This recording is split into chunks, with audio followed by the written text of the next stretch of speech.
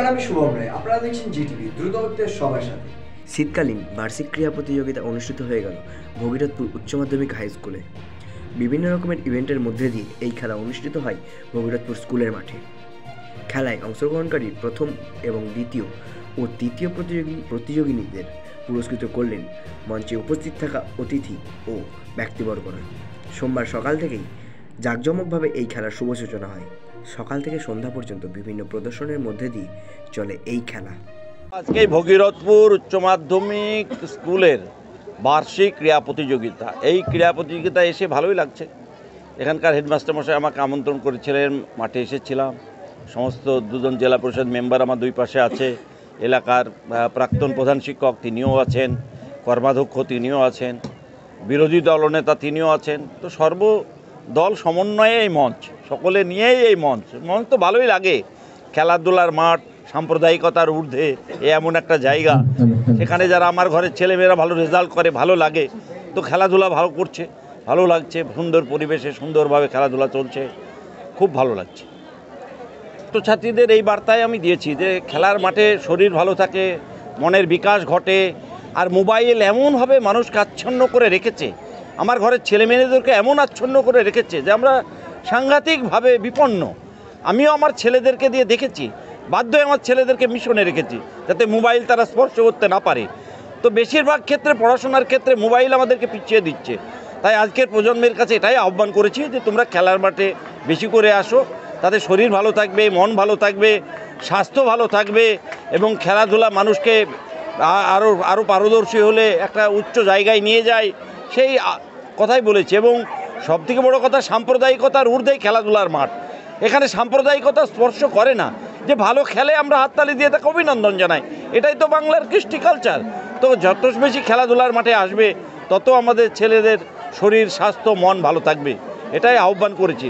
আর খেলাধুলার মাঠের কথাটা বলছো যে সব স্কুলে এখনও মাঠ নাই, তো মাঠ তো এখন করা খুবই কঠিন কাজ, কারণ জমি জায়গার যা দাম অনেক বেশি।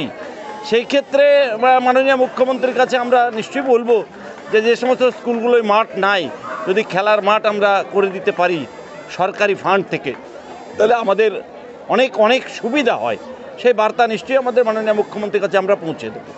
আজকে আমাদের বার্ষিক ক্রীড়া প্রতিযোগিতা 2024 সকাল 11টা থেকে শুরু হয়েছে এবং সমস্ত ছাত্রছাত্রী সেখানে আগমন এবং মাঠ সাজানো দেখে মনে হচ্ছে যেন একটা অন্যরকম পরিবেশ, অন্যরকম অনুভূতি। সত্যি অন্যরকম একটা জগতে আজকে আসি।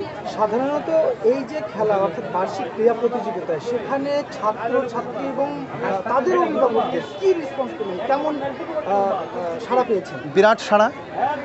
ছাত্রছাত্রীরা যেমন মাঠে উপস্থিত আছেন, সেই সঙ্গে দেখছি অনেক ছাত্রছাত্রীর বাড়ির গার্জেন বা যারা প্রাক্তন ছাত্র বা ছাত্রী যারা স্কুল থেকে পাশ করে গেছে, তারাও আজকে এই মাঠে উপস্থিত হয়েছে এবং সত্যি কথা বলতে কি পরিবেশ দেখে খুবই সুন্দর লাগছে।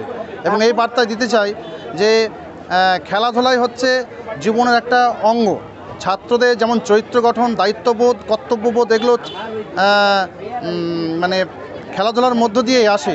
আপনি দেখতে পাচ্ছেন আমাদের স্কুলে কিছুদিন আগেই বিদায়ী আমাদের স্কুল প্রধান আমাদের মাননীয় অশোকবাবু থেকে শুরু করে অন্যান্য সমস্ত টিচাররা এবং অন্যান্য মাননীয় যারা অতিথিবর্গ, মাননীয় সাংসদ আবু তাহের খান মহাশয় থেকে শুরু করে আমাদের জেলা পরিষদের সদস্য হাজিকুল ইসলাম রূপা ম্যাডাম থেকে শুরু করে অনেকে উপস্থিত হয়েছেন এখানে। এবং জাতি, ধর্ম, বর্ণ নির্বিশেষে আজকে সত্যি কথা বলতে কি আজকে সবাই এমন একটা জায়গায় সমবেত হতে পেরেছি যেখানে একটা নতুন রকমের একটা উৎসবের আমেজ আমরা পাচ্ছি। আমার ভূমিকা বলতে, এখন আমাদের শিক্ষক যে আছেন স্কুলগুলোতে আছে, তো সেখানে আমাদের আগে জানতে হবে যে কোন ছেলেটা কীরকম পারফরমেন্স করছে এবং তাদের সেই ছেলেটার বিষয়ে তাকে জানাতে হবে যে তারা কোথায় কীরকম তাদের অগ্রগতি হচ্ছে বা তারা কতটা উৎসাহ বোধ করছেন। তাই সেইভাবে আমাদের ব্লক অনুযায়ী তাদের ট্রেনিং দেওয়া বা কোনো কিছু বিষয়ে যদি থাকে সেইভাবে তাদের তৈরি করে আমাদের পাঠাতে হবে আস্তে করে। আপনারা এতক্ষণ দেখছিলেন জিটিভি, দ্রুত হচ্ছে সবার সাথে। জিটিভির নতুন নতুন খবরের আপডেট পেতে এক্ষুনি লগ ইন করুন www.gtvlivenews.com।